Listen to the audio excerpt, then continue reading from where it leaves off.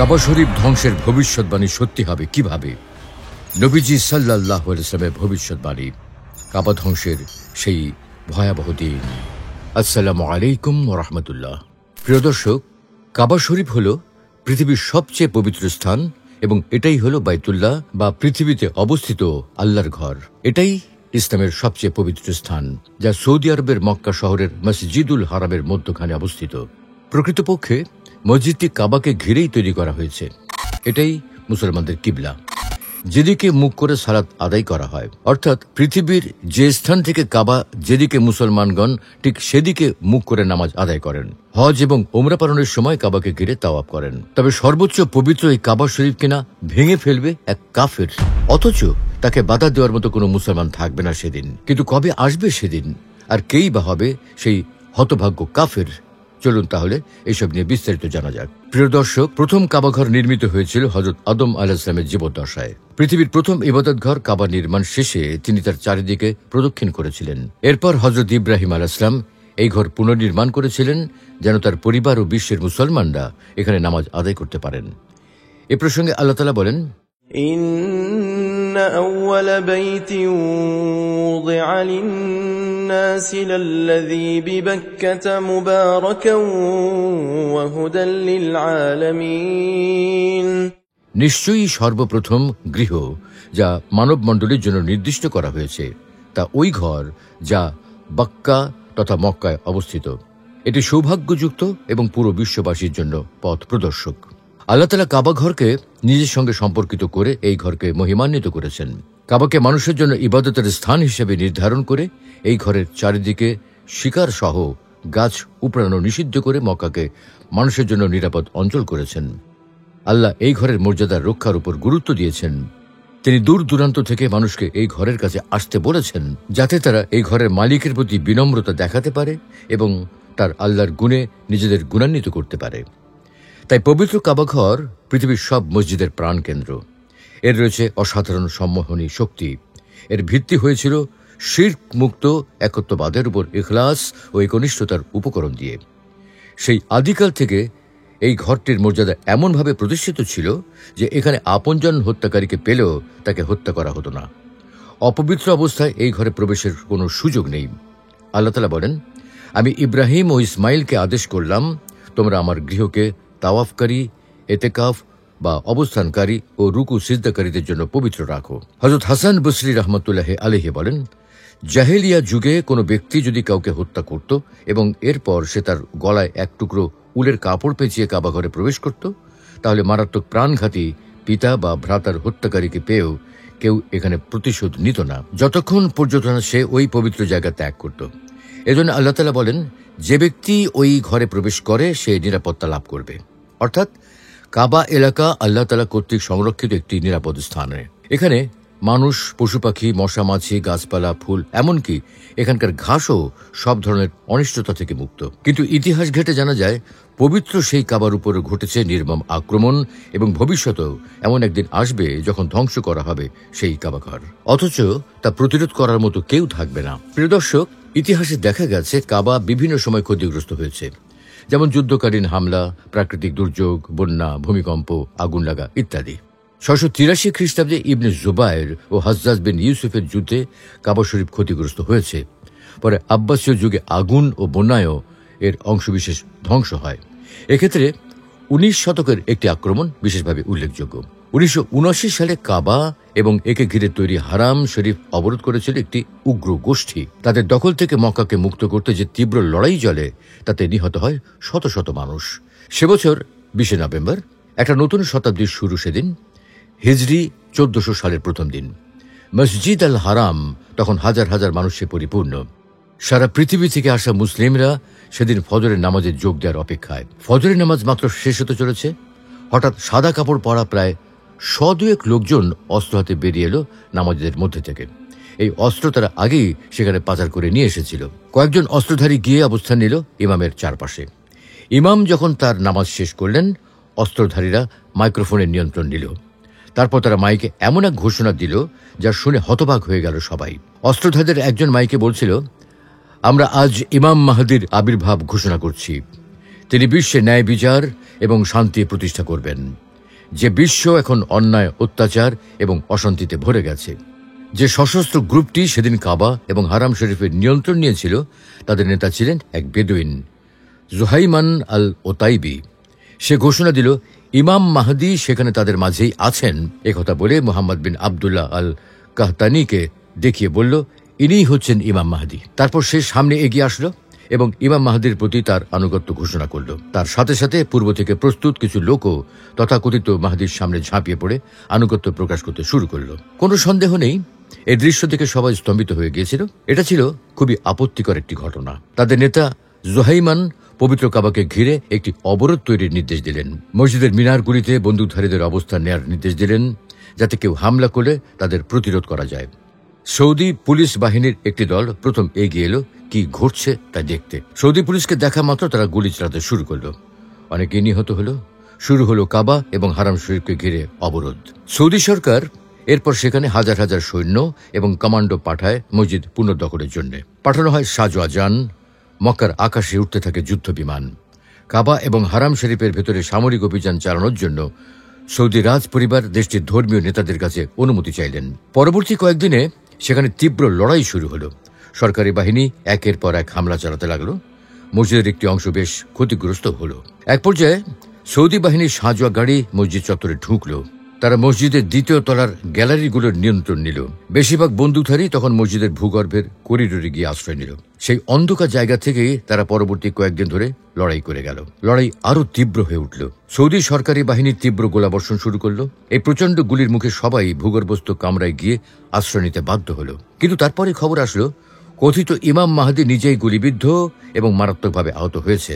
অথচ তিনি যদি সত্যিই মাহদী হন, এমনটি হওয়া অসম্ভব। শেষ পর্যন্ত যারা বেঁচে ছিল তারা আত্মসমর্পণ করল। এই অবরোধ চলেছিল 2 সপ্তাহ ধরে। পরে তাদের নেতা জুহাইমান সহ 63 জনকে মৃত্যুদণ্ড দেওয়া হয়, অন্যদের জেল হয়। সৌদি কর্তৃপক্ষ নিহত তথাকথিত ইমাম মাহদীর লাশের একটি ছবি প্রকাশ করে। শত শত মানুষ ওই যুদ্ধে নিহত হয়েছিল। আহত হয়েছিল প্রায় 1000। হারাম শরীফের বড় একটি অংশই এতে ক্ষতিগ্রস্ত হয়। তবে পবিত্রতম অংশ কাবা অক্ষত ছিল। প্রতিবারই মুসলমানদের ঐক্য ও ভালোবাসায় এটি পুনর্নির্মিত হয়েছে। অর্থাৎ পবিত্র এই কাবাঘর আংশিক ক্ষতিগ্রস্ত হলেও কখনো সম্পূর্ণ ধ্বংস হয়নি। তবে শেষ জামানায় কাবা ধ্বংস হবে সম্পূর্ণ ও চূড়ান্ত। তখন আর পুনর্নির্মাণের শক্তি বা ঈমান কারো মধ্যে থাকবে না। শেষ জামানায় কাবা ধ্বংস। প্রিয় দর্শক, কাবা শরীফ শুধু একটি স্থাপনা নয়, এটি মুসলিম উম্মার ঐক্য ও নবুয়তের ধারাবাহিকতার প্রতীক। প্রতি বছর কোটি কোটি মুসলমান এর চারপাশে তাওয়াফ করেন, নামাজে মুখ ফিরিয়ে নেন এর দিকে। কিন্তু সহিহ বুখারীর এক হাদিসে নবী করিম সাল্লাল্লাহু আলাইহি ওয়াসাল্লাম ভবিষ্যৎবাণী করেছেন, এক সময় আসবে যখন এই ঘর ধ্বংস হয়ে যাবে, আর তখন কিয়ামত হবে অতি নিকটে। যখন কাবাঘর ধ্বংস হবে তখন কিয়ামত খুব কাছাকাছি চলে আসবে। অর্থাৎ ইমাম মাহদীর আগমন, দাজ্জালের আবির্ভাব, হযরত ঈসা আলাইহিস সালামের আগমন এবং ইয়াজুজ মাজুজের ফিতনা, এইসব ঘটনার পরেই কাবা ধ্বংসের সেই মর্মান্তিক মুহূর্ত ঘটবে। রাসূলুল্লাহ সাল্লাল্লাহু আলাইহি ওয়াসাল্লাম বলেছেন, হাবাসার অধিবাসী পায়ের সরু নলা বিশিষ্ট লোকেরা কাবাগৃহ ধ্বংস করবে। শেষ জামানায় ইসলাম থাকবে কেবল নামমাত্র। কোরআনের অক্ষর থাকবে, কিন্তু কেউ তা অনুসরণ করবে না। নবী করিম সাল্লাল্লাহু আলাইহি ওয়াসাল্লাম আরো বলেছেন, এক রাতে কোরআন পৃথিবী থেকে উঠিয়ে নেওয়া হবে। তখন আর কোনো আয়াত মানুষের মুখে বা কিতাবে থাকবে না। অর্থাৎ দুনিয়া থেকে ইসলামের আলো নিভে যাবে। মানুষ কাবাকে কেবল একটি প্রাচীন স্থাপত্য হিসেবে দেখবে। তখন হজ বন্ধ হয়ে যাবে, তাওয়াফ থেমে যাবে, মক্কা মদিনা জনশূন্য হয়ে পড়বে। আরো বর্ণিত আছে, একজন আবিসিনীয় বা ইথিওপীয় ব্যক্তির হাতে ধ্বংস হবে কাবাঘর। তার নাম হবে জুস সুওয়াই কাতাইন। তার গায়ের রং হবে কালো, পা হবে পাতলা ও লম্বা।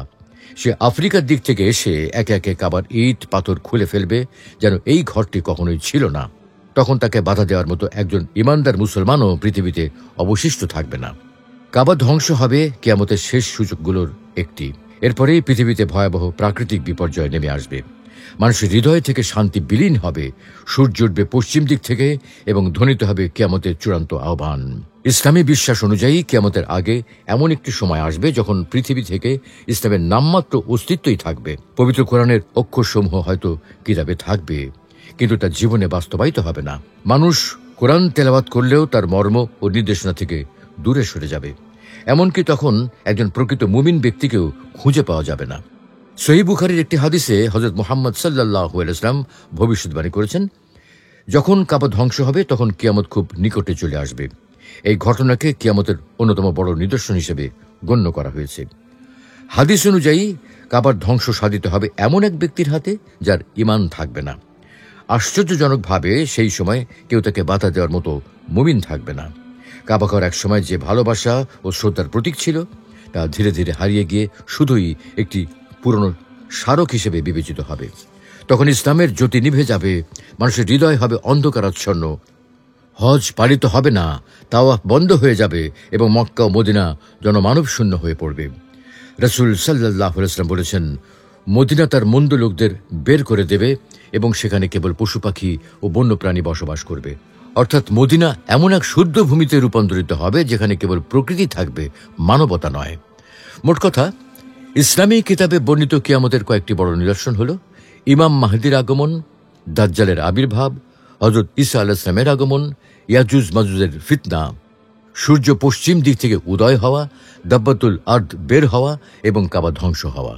এই ঘটনাগুলোর পরে কিয়ামতের চূড়ান্ত মুহূর্তে এসে পৌঁছাবে, কারণ সেই শেষ সময় আর কেউ সেই ঈমান, ইচ্ছা বা শক্তি রাখবে না যার ফলে তারা পৃথিবীর শ্রেষ্ঠতম পবিত্র ঘর কাবা শরীফকে রক্ষা করতে পারবে। তাই কাবার ধ্বংস হবে চূড়ান্ত আর অপূরণীয়। অথচ কাবা হল পৃথিবীর অস্তিত্ব বজায় থাকার জন্য চূড়ান্ত শর্ত, কেননা আল্লাহ তাআলা কাবাঘরকে বিশ্ববাসীর স্থিতিশীলতা ও শান্তির কারণ বলে ঘোষণা দিয়েছেন। তিনি ইরশাদ করেন, আল্লাহ সম্মানিত গৃহ কাবাকে মানুষের স্থিতিশীলতার কারণ করেছেন। হযরত আতা রহমতুল্লাহি আলাইহি বলেন, পবিত্র কাবা হল বিশ্বের স্তম্ভ। যতদিন এর দিকে মুখ করা হবে এবং হজ পালিত হবে ততদিনই জগৎ প্রতিষ্ঠিত থাকবে। যদি কোনো সময় খানায় কাবার সম্মান বিলুপ্ত হয়ে যায় তখন মহাবিশ্বকেও বিলীন করে দেয়া হবে। অতএব কাবাঘর যখন বিলীন হয়ে যাবে তখন পৃথিবীও বিলীন হয়ে যাবে।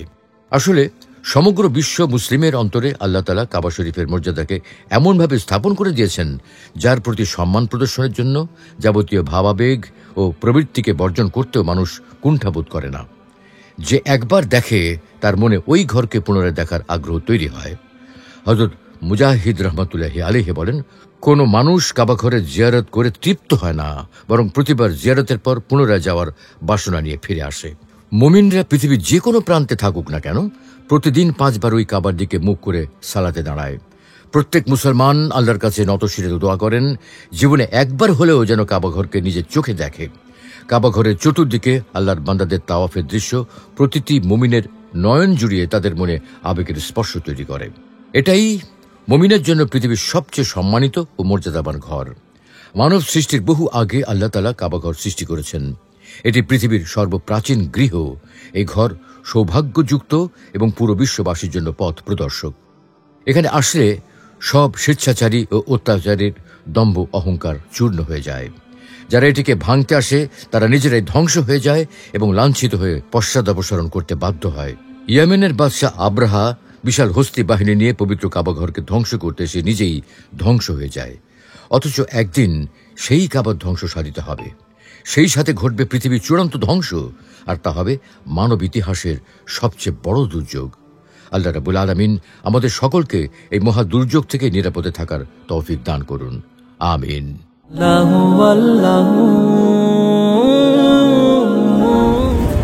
মহাবিশ্ব সৃষ্টির পূর্বে আল্লাহ কি করতেন? কবরের আযাব কি শুধু আত্মার উপরে হবে? ওগো কমলি ওয়ালা নবী সাল্লাল্লাহু আলাইহি। দোয়া কি মানুষের ভাগ্য পরিবর্তন করতে পারে? লা ইলাহা ইল্লাল্লাহ। কোরআন ও হাদিসের আলোকে জীবন গড়ুন, ইসলাম এন্ড লাইফের সাথেই থাকুন।